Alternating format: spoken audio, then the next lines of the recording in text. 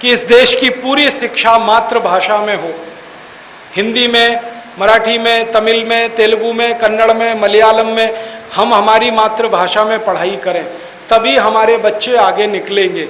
अंग्रेजी में पढ़ाई करके हमारे बच्चे बहुत तकलीफ में हैं, उनके दिमाग पर बहुत तनाव है। ये मैं कह रहा हूँ क्योंकि मैंने ये भुगता है। हम अंग्रेजी में पढ़ नहीं सकते, अंग्रेजी में सोच नहीं सकते, अंग्रेजी में लिख नहीं सकते। जो भी करते हैं हम मातृभाषा में करते हैं, फिर अंग्रेजी में उसका भाषांतर करते हैं और उसमें 6 गुना ज़्यादा समय हमारा खर्च होता है। आदमी सोचता है मातृभाषा में, रोता है, गाता है मातृभाषा में, हंसता है, गुनगुनाता है मातृभाषा में, फिर उसको विदेशी भाषा में आप कह दो तो उसकी जिंदगी का सबसे बड़ा बोझा वही हो जाता है। आप अपने घर में करके देखना, किसी बच्चे को हिंदी में कुछ सिखाना, 1 घंटे में सीख लेगा। उसी चीज को अंग्रेजी में सिखा के देखना, 6 महीने लग जाएंगे, तो भी ढंग से नहीं सीख पाएगा। क्यों? विदेशी भाषा में सीखना बहुत मुश्किल होता है, मातृभाषा में सीखना बहुत आसान होता है, क्योंकि मातृभाषा आपके दिल और दिमाग उसके सबसे नज़दीक होती है, विदेशी भाषा बहुत दूर होती है।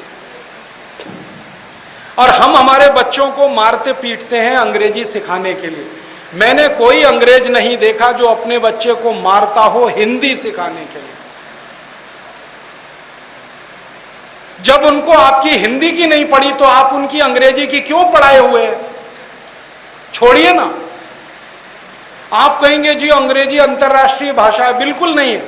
दुनिया में 200 देशों में मात्र 14 देशों में अंग्रेजी चलती है, बाकी कहीं अंग्रेजी नहीं।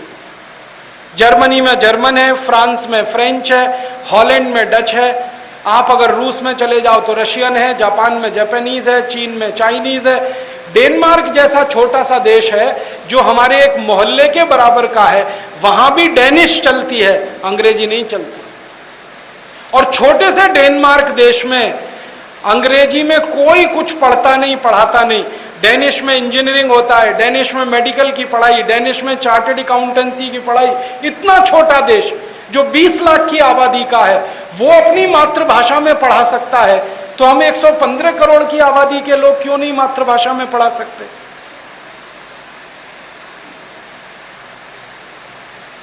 कोई लोग कहते हैं अंग्रेजी में क्वालिटी बहुत है, और मैंने अंग्रेजी पढ़कर यह पाया कि दुनिया की सबसे रद्दी भाषा यही है। इसका कोई सिर और पैर नहीं है। हाँ, मैं अंग्रेजी के प्रोफेसरों से बहस करता हूं और पूछता हूं पीयूटी पुट, तो बीयूटी बुट क्यों नहीं? अगर सीयूटी कट, पीयूटी पट होना चाहिए। बीयूटी बट, सीयूटी कट, तो पीयूटी पट होना चाहिए कि नहीं? और पीयूटी पुट तो बीयूटी बुट, सीयूटी कुट होना चाहिए। एक जगह यू ऊ हो गया, एक जगह यू आ हो गया। ये क्या चक्कर है भाई? यू तो यू है, कहां आ कहां ऊ? कोई सिर नहीं, कोई पैर नहीं। इतनी हंसी आती है मुझे अंग्रेजी पे। एक शब्द है अंग्रेजी का केमिस्ट्री, स्पेलिंग क्या है? CHEMISTRY, यही है ना? तो CHE माने केमिस्ट्री। तो अगर CHE में केमिस्ट्री होता है तो CHOPARA चोपड़ा में कोपड़ा क्यों नहीं होता? बताइए ना।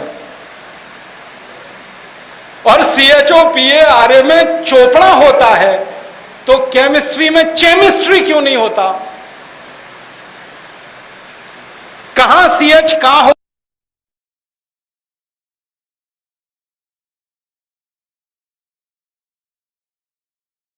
दिल में आया का, जहां दिल में आया चा। कुछ ऐसे विचार।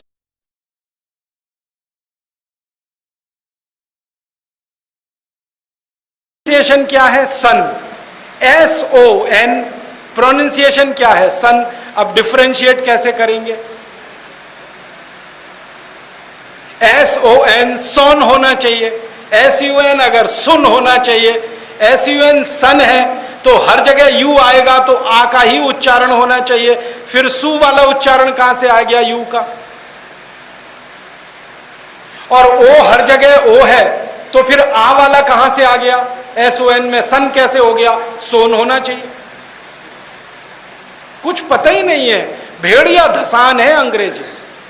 अंग्रेजी का इतिहास पढ़ा तो पता चला 5वीं शताब्दी में तो जन्म हुआ इस भाषा का, मुश्किल से 1500 साल पुरानी है, उसके पहले तो अंग्रेजी थी ही नहीं दुनिया में। अब अगर हम हिंदी से इसकी तुलना करने लगे तो हिंदी तो हजारों साल पुरानी है, और संस्कृत से तुलना करें वो तो करोड़ों साल पुरानी है। और अंग्रेजी बहुत गरीब भाषा है। गरीबी पता है इनकी क्या है? इनके पास अपने शब्द ही नहीं है। लैटिन में से ले लिए, फ्रेंच से ले लिए, जर्मन से ले लिए, इटालियन से ले लिए, यहां से ले लिए और खिचड़ी बना के तैयार कर दी। अपने शब्द हैं ही। और शब्द इतने कम हैं अंग्रेजी में, चाचा हो, मामा हो, मौसा हो, फूफा हो, मामा का मामा, मौसा का मौसा, फूफा का फूफा, एक ही शब्द है अंकल। चाची हो, मामी हो, मौसी हो, ताई हो, बुआ हो, फूफी हो, फूफी की फूफी हो, एक ही शब्द है आंटी। कितने गरीब है। हमारे पास तो हर एक रिश्ते के लिए एक शब्द है। चाचा चाचा है, मामा मामा है, मौसा मौसा है, फूफा फूफा है। यहां तो अंकल में पता ही नहीं चलता कि वो चाचा है कि मामा है कि मौसा है। बोलते रहते हैं अंकल अंकल, आंटी आंटी। और कुछ तो अंग्रेजी के शब्द इतने विचित्र हैं जिनके अर्थ आपको नहीं मालूम, क्योंकि आपने बोलना तो ऐसे ही शुरू कर दिया बिना अर्थ के। हम अंग्रेजी के बहुत सारे शब्द बोलते हैं। इस देश में अंग्रेजी कम पढ़े लिखे लोग, हिंदी भी कम पढ़े लिखे लोग, बीच के लोग हैं। ना अंग्रेज हो पाए ना हिंदुस्तानी रह पाए, बीच के हो गए। तो घासलेट हैं वो सब। अब उनकी घासलेट क्या है वो दिखाता हूँ आपको। किसी के घर में जाता हूँ, पिताजी का नाम रामदयाल, माताजी का नाम गायत्री देवी, बेटे का नाम टिंकू। अब मैं पूछता हूं कि रामदयाल स्वदेशी, गायत्री देवी स्वदेशी, ये टिंकू विदेशी कहां से आ गया? नाम रख लिया बेटे का टिंकू, फिर पूछता हूं अर्थ मालूम है टिंकू का? मालूम ही नहीं। क्यों रख लिया नाम? रख लिया ऐसे। टिंकू का अर्थ है वेबस्टर डिक्शनरी में आवारा लड़का, वो टिंकू है। और यहां हमने क्या किया? अच्छा खासा अपना आज्ञाकारी बेटा, उसको टिंकू टिंकू बोल बोल के आवारा बना देंगे। ऐसे ही नाम रख लेते हैं घर में बेटियों के, डिम्पल, ट्विंकल, लवली, डबली, बबली, डबलू, बबलू। क्या मतलब पता ही नहीं। चल रहा है भेड़िया दशा। कुछ कुछ घरों में ऐसी विचित्र स्थिति होती है, मुझे बहुत हंसी आती है, लेकिन बेचारे अंग्रेजी वाले लोग क्या करें। किसी के घर में जाता हूं तो वो कहते हैं, हो Rajiv Dixit, she is my missus. तो मैं पूछता हूं, really she is your missus? क्योंकि उनको मिसेज का अर्थ नहीं मालूम, बस बोल रहे हैं मिसेज मिसेज मिसेज, अर्थ नहीं मालूम। मिसेज का अर्थ जानते हैं क्या है? मैं पहले आपको इंग्लैंड की एक सभ्यता का नमूना बताता। अंग्रेजों की सभ्यता में बहुत सारी कमियां हैं, उनकी संस्कृति बहुत निकृष्ट दर्जे की है। गांधी जी तो कहा करते थे कि अंग्रेजों की कोई संस्कृति है ये हास्यास्पद बात है, संस्कृति है ही नहीं, जो है वो विकृति ही विकृति है। हाँ, अब उनकी संस्कृति का एक हिस्सा सुनाता हूँ। अंग्रेजों की संस्कृति ऐसी है कि कोई भी पुरुष एक स्त्री से कभी भी संतुष्ट नहीं होता, और कोई भी स्त्री एक पुरुष से संतुष्ट नहीं होती। तो हर पुरुष अपनी जिंदगी में 20-20 स्त्रियों से, 25-25 स्त्रियों से संबंध रखता है। अब 20-25 स्त्रियों से संबंध रखता है, उसमें एक तो बीबी होती है, बाकी सब मिसेज होती हैं। मिसेज का अर्थ है धर्म पत्नी को छोड़कर हर वो स्त्री जिसके साथ बिस्तर में रात बिता सके, वो सब मिसेज होती है। और हम हमारी श्रीमती को मिसेस बनाने में लगे हुए हैं। मूर्खों के मूर्ख पता नहीं कहां से पैदा हो गए इससे। और मिस्टर कौन होता है? पति को छोड़कर कोई भी पुरुष मिस्टर होता है जिसके साथ बिस्तर में रात बिताएं, और यहां धर्मपति को मिस्टर बनाने में लगे हो। कितना सुंदर शब्द है श्रीमती। श्री माने लक्ष्मी, मति माने बुद्धि। लक्ष्मी बुद्धि माने लक्ष्मी और सरस्वती एक साथ जहां हो वो श्रीमती। अब ये मिसेस नहीं है, वो श्रीमती कुछ गहरी चीज है। कुछ तो हिंदुस्तानी ऐसे हैं, वो एक शब्द का बहुत इस्तेमाल करते हैं, मैडम। खूब इस्तेमाल होता मैडम। अपनी धर्मपत्नी को भी मैडम कह के बुलाते हैं, मैडम मैडम मैडम। और हमारी माताएं बहनें भी बुलवाती हैं, मैडम बोलो मैडम बोलो मैडम बोलो। भूत सवार है अंग्रेजियत का। ये मैडम शब्द मुझे पहली बार पता चला जब मैंने अंग्रेजों की प्राइवेट हिस्ट्री पढ़ी, तो पता चला मैडम कौन होता है। इंग्लैंड में, यूरोप में वेश्यावृत्ति का धंधा सबसे पुराना है। वेश्याएं होती हैं ना, उनकी जो मुख्य संचालिका होती है वो मैडम होती है।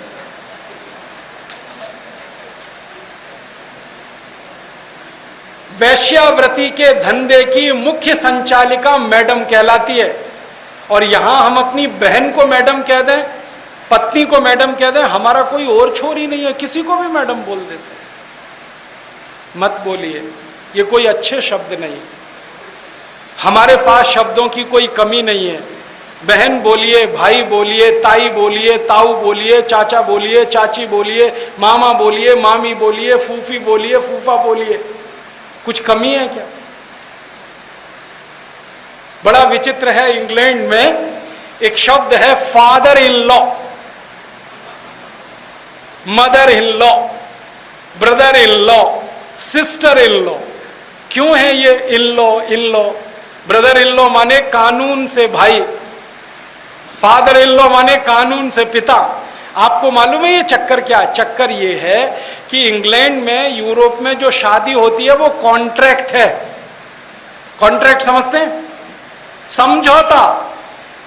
आत्मा का मिलन नहीं है, वो समझौता है। और हर समझौता किसी कानून से संचालित होता है। इसलिए father in law, mother in law, brother in law, ये इन लॉ का चक्कर वो कानून का है। हमारे यहां शादी समझौता नहीं है, आत्मा का मिलन है। हमारे यहां कहते हैं कि पति और पत्नी दो शरीर एक प्राण होते हैं, आत्मा दोनों की एक हो जाती है। हमारे यहाँ इतनी गहरी चीज है विवाह, उनके यहाँ तो समझौता है। आज सवेरे हुआ, शाम को टूट गया, फिर कल हो जाएगा, फिर टूट जाएगा। यूरोप में मेरे कई दोस्त हैं जिन्होंने 20-20 शादियां की हैं और 21वीं करने को तैयार है। हाँ, और शादी कैसे टूटती है मैं आपको एक लिटरली उदाहरण देता हूं। मेरा एक दोस्त है, उसका नाम नहीं बता सकता, लेकिन अंदाजा आप लगा, उसकी अभी शादी हुई है 21वीं, 20 टूट चुकी है। अब मैं एक बार उसको पूछा, भैया तुम्हारी पहली शादी क्यों टूट गई? उसने कहा, यार मेरी बीवी जो थी मेरा टूथब्रश इस्तेमाल कर लिया, मैंने उसको तलाक दे दिया।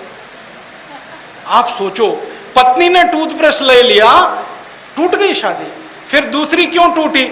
उसने कहा, मेरी दूसरी बीवी को बिल्ली पसंद थी, मुझे कुत्ता पसंद है, हमारी शादी टूट गई। फिर तीसरी कैसे टूटी? उसने कहा, तीसरी बीवी को वो सेंट पसंद नहीं आता था जो मुझे पसंद आता है, शादी टूट गई। फिर चौथी कैसे टूटी? पांचवी। ऐसे ही साधारण बातों पर शादियां टूट जाती हैं।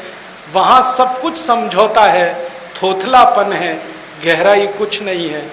उनकी नकल आप क्यों कर रहे हैं? इंग्लैंड में एक मजाक किया जाता है, लेकिन वो सच्चा है। लंदन में पता है बोलते हैं 3 W है, WWW, जिनका कोई भरोसा नहीं। एक W है वेदर, मौसम, जिसका कोई भरोसा नहीं। अभी बारिश होगी, अभी धूप निकलेगी, अभी ठंडी हवा चलेगी, बर्फ गिरेगी, मौसम का कोई भरोसा नहीं। दूसरा W है वाइफ, जिसका कुछ भरोसा नहीं, सवेरे आपकी है, शाम को किसी और की है। तीसरा W है वर्क, जिसका कोई भरोसा नहीं, काम आज है, कल आपको निकाल देंगे, पिंक स्लिप दे देंगे, भगा देंगे आपको। तो WWW ये तीनों का भरोसा नहीं। भारत में बिल्कुल उल्टा है।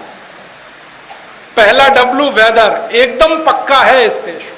बारिश है तो बारिश होगी, सर्दी है तो सर्दी होगी, गर्मी है तो गर्मी होगी, शरद है तो शरद होगा, मौसम एकदम पक्का है।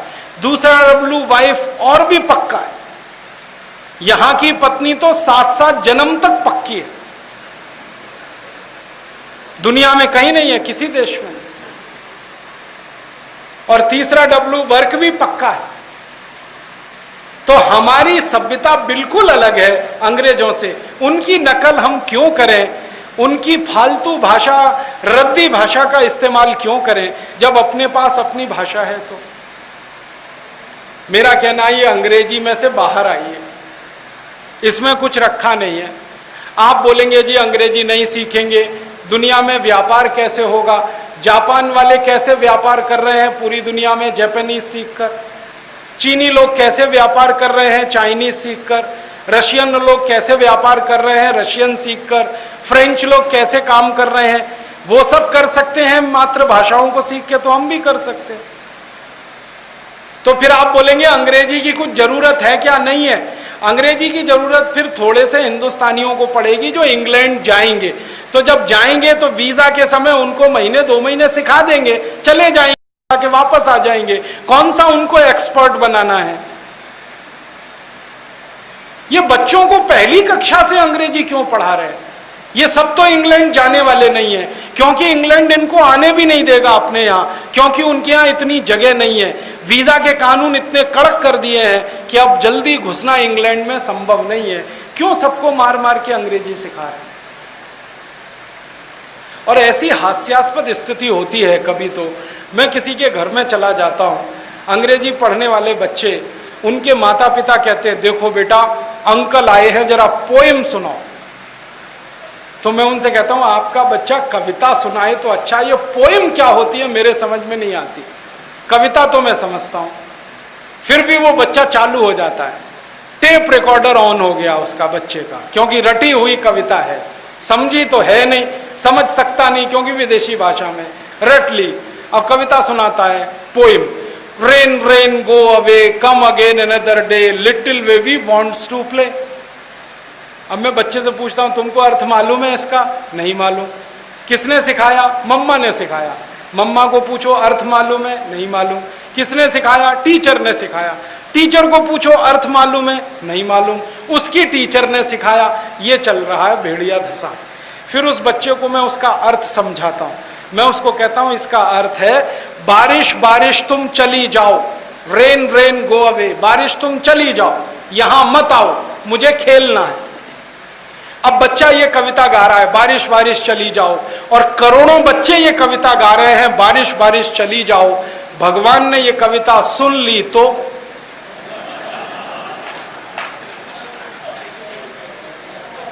बारिश को वापस बुला लेगा भगवान, फिर यहां सूखा पड़ेगा, अकाल पड़ेगा, आप भूखे मरेंगे, मैं भूखा मरूंगा। ऐसी है विदेशी कविता। हम भारतवासी हैं, हमको बारिश चाहिए, क्योंकि भारत की 60% खेती बारिश पर जिंदा है, इसलिए हमको तो बारिश चाहिए। तो भारत की कविता जो होगी वो कैसी होगी? एक मराठी कविता सुनाता हूं बारिश की आपको। मराठी में एक कविता है, ये रे पाऊसा तुला देतो पैसा, पैसा झाला खोटा पाऊस आला मोठा। ये रे माने आओ आओ, पाऊसा माने बारिश। तो बच्चा बारिश को बुला रहा है, तुम जल्दी जल्दी आओ, नहीं आओ तो मैं पैसा देने को तैयार हूं, तुम आ जाओ, क्योंकि हमको बारिश की जरूरत है। कविताएं अपनी सभ्यता की जरूरत में से पैदा होती हैं और वही बच्चों को सिखाई जानी चाहिए, क्योंकि वो सभ्यता का प्राण होती हैं, संस्कृति की आत्मा होती है।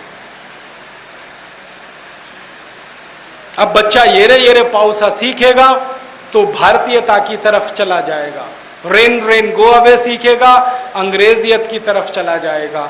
आप तय करो क्या करना है। मैं तो आपसे यही निवेदन करना चाहता हूं कि आप अपने बच्चों को ईमानदारी के साथ मातृभाषा सिखाएं, समझाएं, उसी में उनको पढ़ाई करने के लिए प्रेरित करें। वो मातृभाषा में जितने पक्के होंगे, दुनिया की कोई भी भाषा वो सीख लेंगे। हमारे हिंदुस्तान के बारे में अगर आप देखना चाहें तो देखिए, जितने महान वैज्ञानिक इस देश में हुए सबने मातृभाषा में पढ़ाई की, इसलिए वैज्ञानिक हुए। ताजा उदाहरण देता हूं, डॉक्टर एपीजे अब्दुल कलाम सबसे उच्च कोटि के वैज्ञानिक, उनकी 12वीं तक की पढ़ाई तमिल भाषा में हुई है, आपको मालूम। और जब उनको कहा गया कि आप इतने ऊंचे वैज्ञानिक कैसे बने, तो उन्होंने कहा 12वीं तक तमिल में पढ़ा इसलिए इतना ऊंचा बन पाया। इस देश के एक और महान वैज्ञानिक हैं डॉक्टर विजय भटकर, जिन्होंने सबसे पहला सुपर कंप्यूटर बनाकर इस देश को दिया। डॉक्टर विजय भटकर की 12वीं तक की पढ़ाई मराठी में हुई है, और वो कहते हैं कि मैं इतना ऊंचा संशोधन कर सका क्योंकि मराठी में सोचता हूं, इसलिए। प्रोफेसर एमजी के मेनन, उनकी पढ़ाई मलयालम में हुई है। प्रोफेसर स्वामीनाथन, उनकी पढ़ाई तमिल में हुई है।